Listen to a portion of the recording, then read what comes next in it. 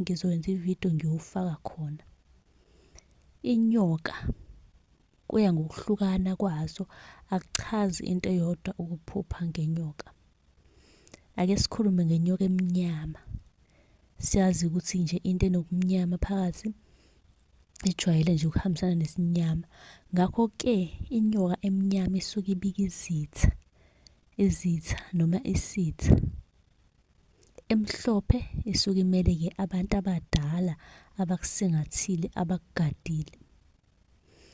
Uma unombuzo ungabuza kwi-comment ukuze ngizokwenzela yakho ividiyo ngiyifake lapha ku-YouTube. Nisale kahle.